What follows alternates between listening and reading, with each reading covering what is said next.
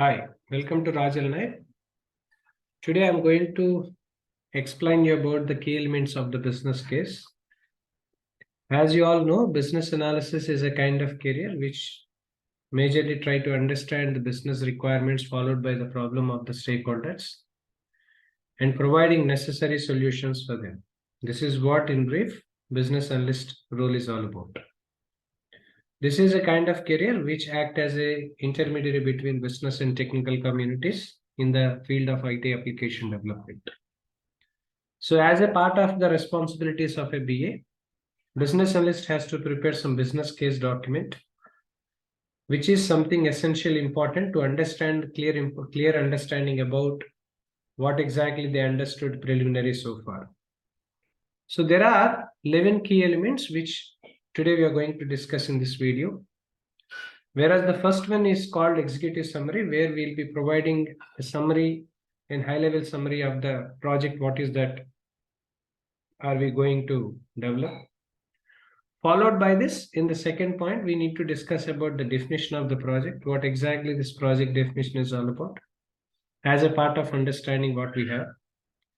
At the same time, we need to know about vision, goals, and objectives on the third point, because knowing about the vision, goal, and objectives of the business will provide us an additional advantage where we need to provide some return of investment, because any solution, whatever we are preparing for the stakeholders and end users, so there will be some amount of budget will be allocated.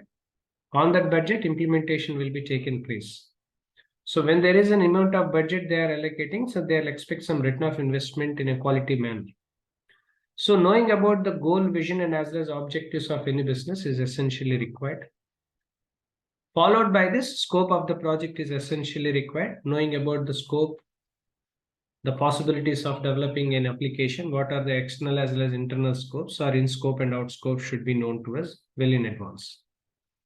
At the same time, on the fifth point, we need to know about the background information, whatever the information in relating to the business, if any, right? So that information will be gathered under the fifth point. Whereas in the sixth point, we must be knowing about the success criteria. What are the different criteria points to be taken into an account? Followed by this, is there any kind of stakeholder requirements do you have? Because stakeholders will have some assumptions and dependencies. At the same time, they have some requirements even. So one should be understandable on the sixth point here. Followed by this, in the seventh point, we need to have and we need to prepare some project planning, followed by the kind of budget which is allocated. At the same time, schedule of developing the project is essentially needed. Next, eighth point relating to the project governance functionality, governance process and standards to be followed, either to gather the requirements or to understand about the requirements in detail, or to do some risk analysis or risk assessment measures and all everything. So for that, even to collect the requirements and all that. So project governance functionality, standards, procedures should be known to us well in advance.